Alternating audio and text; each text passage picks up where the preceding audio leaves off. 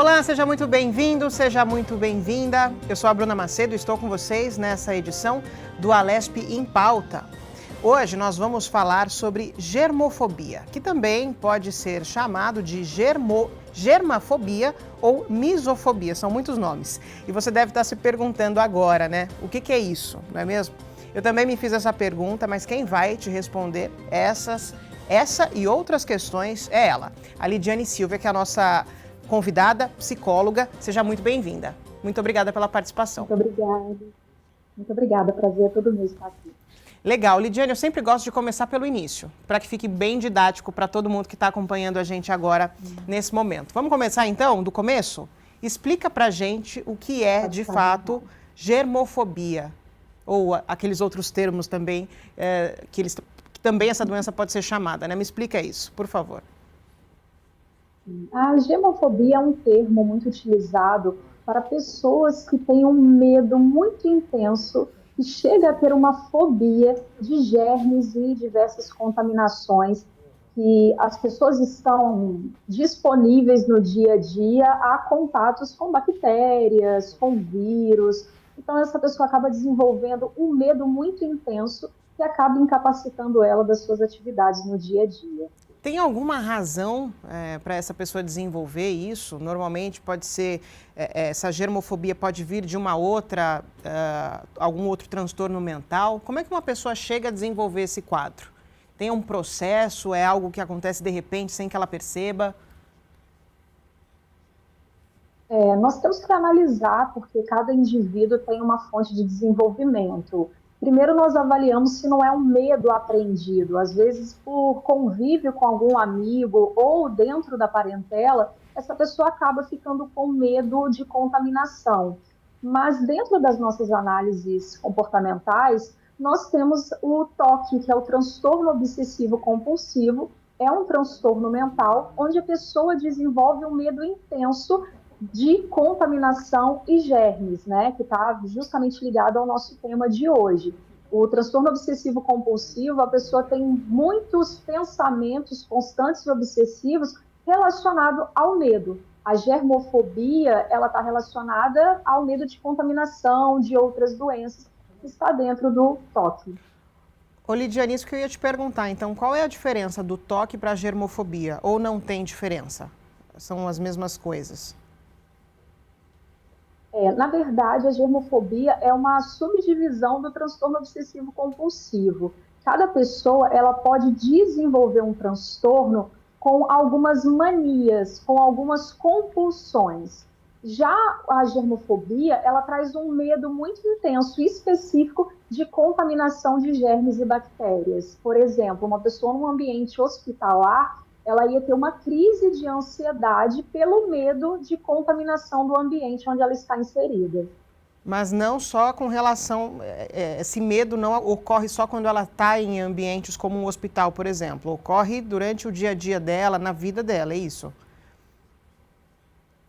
Durante o dia a dia dela. Tem pessoas que não conseguem nem trabalhar ou ir ao supermercado de tanto medo de contaminação. Para as pessoas que passaram, né, agora na pandemia, aumentou muito o índice do transtorno obsessivo compulsivo com a germofobia, medo de contaminação, devido à intensidade desses momentos vivenciados há anos atrás. E esse diagnóstico, como é que ele se dá? Esse transtorno, essa doença também acontece de forma, primeiro, silenciosa e depois vai se agravando? Ou já é algo muito de repente? A pessoa simplesmente fica um pouco neurótica com relação a isso? Ou é algo que acontece aos pouquinhos, um pouquinho, cada vez mais no dia a dia? Tem pessoas que já desenvolvem ao longo do seu desenvolvimento mesmo, desde a infância, ela já manifesta alguns sintomas, alguns comportamentos desse medo de contaminação. Mas é muito comum algumas pessoas apresentarem alguns medos ou mania. A questão é que, ao longo do tempo, com o aumento da ansiedade, com pensamentos disfuncionais, isso vai piorando até que alguém da família ou algum conhecido comece a perceber que aquele comportamento está muito inadequado. Então, precisa de uma avaliação psicológica para fazer o diagnóstico. Outras pessoas podem desenvolver de uma hora para outra, dependendo do nível de ansiedade, do nível de estresse. A gente também tem que levar em consideração fatores genéticos, como que é o dia a dia dessa pessoa, processos traumáticos pode desenvolver esse tipo de fobia. Por exemplo, participar de alguma cirurgia ou ouvir alguém falando sobre um processo inflamatório, alguma contaminação, a pessoa foca naquilo ali, tem uma percepção negativa, dorme bem, mas já acorda com uma determinada fobia. Então, o que a gente sempre fala é que cada caso é um caso. E pela sua vivência em clínica, claro, você acabou de dizer que cada caso é um caso, mas pelo que você consegue observar quando você olha o todo, a maioria dos diagnósticos, eles se dão depois que a pessoa se dá conta de que tem algum problema com ela, ou normalmente realmente parte de familiares, de pessoas próximas que acabam observando aquela situação e falam para aquela pessoa ir procurar ajuda? O que você consegue observar no seu dia a dia na clínica? Nós ainda temos uma grande barreira com a saúde mental, né? As pessoas têm um pouco de desenvolvimento de analisar as suas próprias emoções e o seu próprio comportamento. Então, a maior demanda que chega para avaliação e tratamento, ela vem após um familiar começar a comentar que determinados comportamentos não estão legais, que está inadequado.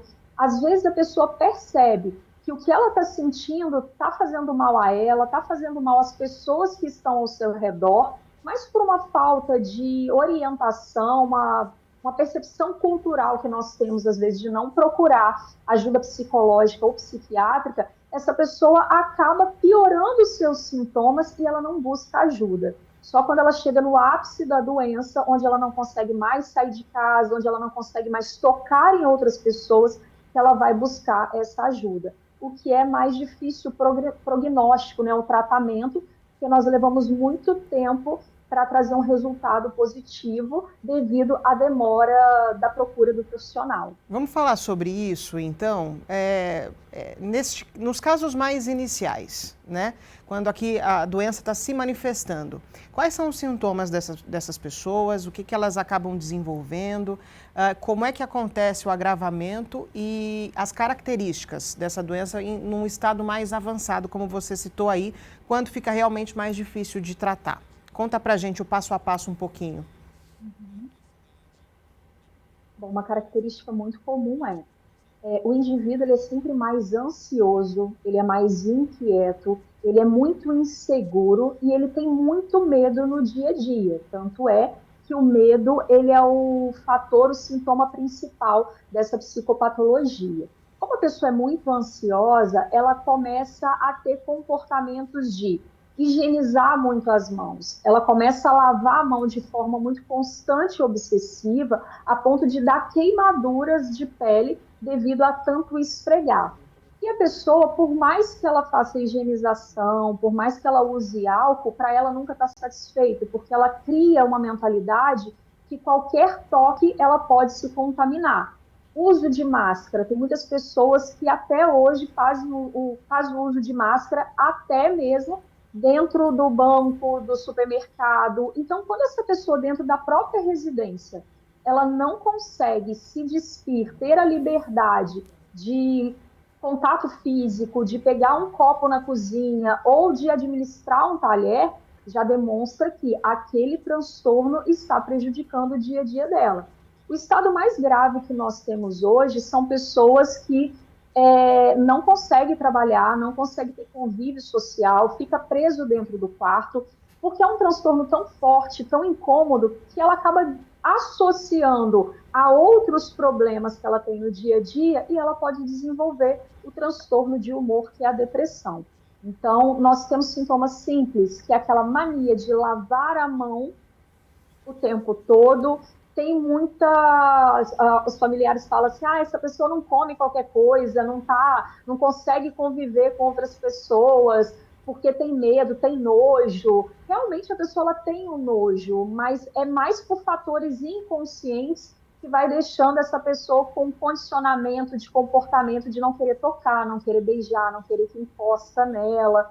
Então, Como eu disse, né, vou repetir, cada caso é um caso, porque aquilo que é muito simples hoje, amanhã já pode estar com sintomas muito potencializados. Cada pessoa ela vai ter o seu próprio desenvolvimento dessa doença.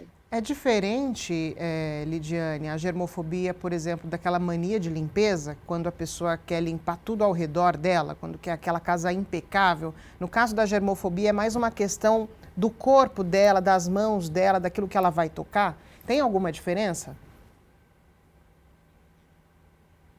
Bom, a gente sempre subdivide-se em leve, moderado e severo. A pessoa que tem esse medo, a germofobia leve a moderada, ela ainda faz a limpeza da casa dela, mas ela usa luvas, máscara, roupa adequada, né? Aquela buchinha que ela limpou determinado lugar, ela joga fora, ela não usa mais. Agora, quando ela está num quadro severo, ela não consegue mais ter contato com limpeza, ela precisa de uma outra pessoa para fazer a limpeza para que ela possa estar em determinados ambientes. São muitos os casos? É algo comum de se ver, por exemplo, na sua clínica? É algo que você atende bastante? Porque pouco se fala, né, em germofobia. Tanto é que a gente começou o nosso programa desmistificando isso, dando os termos corretos, né, fazendo ali as suas significações. É algo fácil de se ver, mas pouco falado? Como é que você entende? É muito comum, mas pouco falado. Por conta dessa dificuldade de se observar, de mudar o seu comportamento, de você perceber que é uma doença, as pessoas acabam achando assim, isso vai passar, isso é uma fase. E como vem do processo de desenvolvimento, que às vezes acaba sendo desencadeado na infância, as pessoas que convivem acham que aquele comportamento está normal, que aquela pessoa é assim mesmo e está tudo bem. Só se percebe quando está numa fase moderada a severa, como eu disse, a pessoa vai procurar ajuda. Então, é muito comum, mas poucos procuram atendimento. E o tempo de duração disso, Lidiane? É algo que vai e passa rápido, depende, cada caso é um caso, mas uma pessoa pode viver a vida inteira com isso, por exemplo. Uma pessoa que tem germofobia, ela precisa ficar atenta para o resto da vida ou em algum momento é possível que ela se livre disso? Infelizmente, é uma doença crônica, não tem cura, mas tem controle. Essa pessoa ela vai começar um acompanhamento psicológico, onde nós temos a terapia cognitivo-comportamental, que trabalha essas crenças disfuncionais, pensamentos intrusivos, trabalha o comportamento dessa pessoa para que ela possa voltar a ter qualidade de vida. Como é um caso muito sério, ele não tem como ser tratado somente com psicoterapia. Então, nós precisamos do psiquiatra para fazer uma avaliação, entrar com a administração farmacológica para que esses sintomas sejam tratados com medicação e a causa e a remodulação de pensamento e comportamento seja feita no ambiente psicoterapêutico. Então, tendo o controle, melhorando os sintomas, a gente trabalha para que esse indivíduo ele não tenha recaídas. Mas o transtorno obsessivo-compulsivo que traz a germofobia é uma doença crônica. Quando você diz que é uma doença crônica, é justamente isso, né? Às vezes a doença pode ficar ali adormecida por longos períodos, inclusive, mas é importante a pessoa não se esquecer que ela já teve, né, isso em algum momento da vida e que a qualquer momento ela pode ter de novo, é isso? Por isso o uso do medicamento? Sim. Sim, o medicamento ele trata os sintomas, né? Ele trata a questão neuroquímica do cérebro, amenizando essa ansiedade, essa agitação, essa vontade de estar cada vez mais isolado, né? A impulsividade que às vezes o indivíduo traz. A psicoterapia em si, ela trabalha a causa. Qual foi o processo traumático? Quando isso foi desenvolvido? Qual foi o ponto-chave para essa pessoa desenvolver tanto medo, tanta fobia de contaminação? Passando esse processo de tirar o indivíduo da crise, a gente já entra com um tratamento para que ele possa mudar a rotina de vida dele, que ele possa voltar a trabalhar, que ele possa ter contato com outras pessoas. Resumindo, é como se a gente ensinasse o paciente a ser seu próprio terapeuta. Então, ele vai conseguir se dar alguns comandos e melhorar essa impulsividade de se proteger e o medo da contaminação. viver normalmente, né? Ou também o mais próximo do normal ali Viver possível para aquela normalmente pessoa. Certo. Eu queria te perguntar e também se obtendo nos qualidade de casos, vida, que é o melhor. nos casos que demoram muito a ser tratados ou que muitas vezes nem são tratados, a germofobia pode desencadear outros transtornos mentais? Sim. Pode desencadear a depressão, pode desencadear outras manias e compulsões. Então, tudo aquilo que não é tratado corretamente, automaticamente vai virando outros problemas, né? O que a gente chama de comorbidades. Não somente de cunho emocional, psicológico, mas como também fisiológico, né? Essa pessoa ela tem uma dificuldade de se alimentar por medo de contaminação, então ela pode ter problemas gastrointestinais, ela pode desenvolver enxaqueca crônica, ela pode ter um déficit de vitamina muito grande pela falta de alimentação. Então, é um problema que vai mexer com toda a estrutura física e mental dessa pessoa. Bom, a gente já falou dos sintomas, a gente já falou dos tratamentos, né? Que realmente existe uma necessidade de medicação, mas também acompanhada de um processo de análise, né? Você diria, você sabe dizer se é possível também a gente prevenir isso? É possível ou é algo que já nasce ali com a pessoa? O que a gente sabe sobre isso? Nós temos fatores genéticos relacionados, mas o fator genético, ele não significa que vai desencadear naquela pessoa. O que nós fazemos para prevenir é a gente trabalhar a nossa saúde mental, é a gente obter mais qualidade de vida, é tratar a mente, tratar o corpo e principalmente esse convívio familiar, né? Convívio familiar saudável, satisfatório.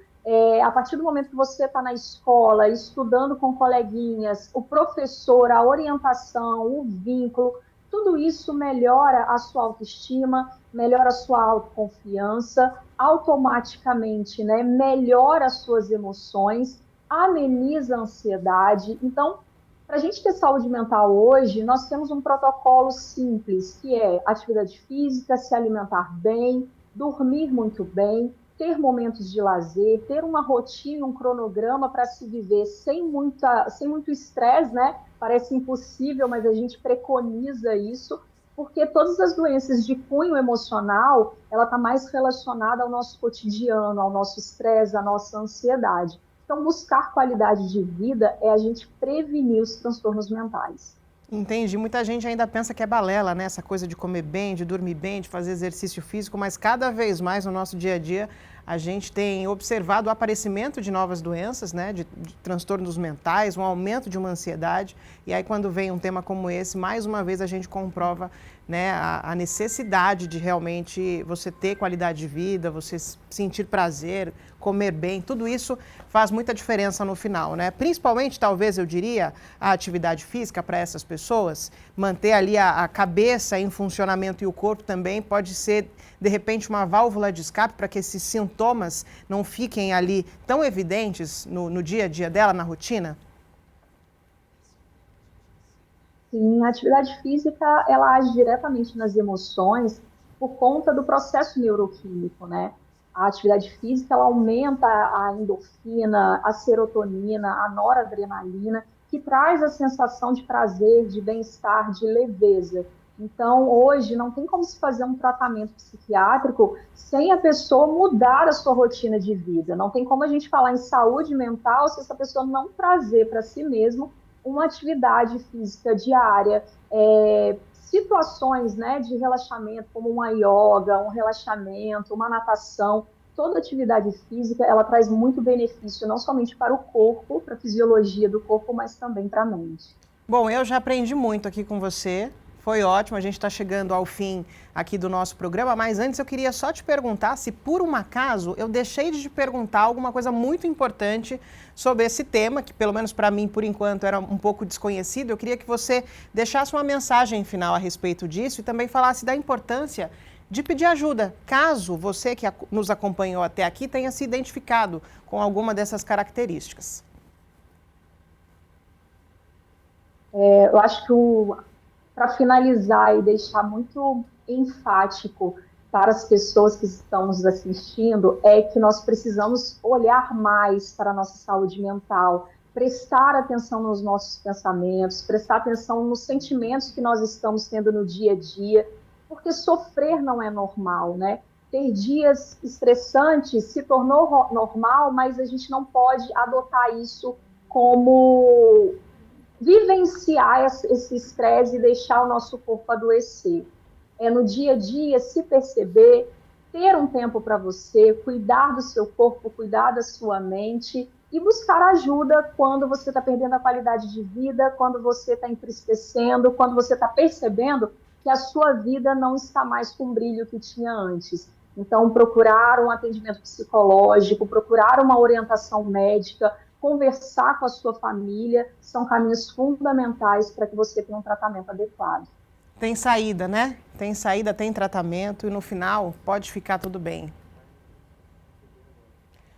Muito obrigada, tá, pela sua participação, por todo o conhecimento que você compartilhou aqui com a gente. Para você que nos acompanhou até aqui, eu quero agradecer pela sua companhia. Eu espero que esse bate-papo tenha sido muito útil para você. E caso você tenha se identificado com essas características, com o tema, não hesite em pedir ajuda. Muito obrigada e eu te vejo numa próxima oportunidade. Tchau, tchau.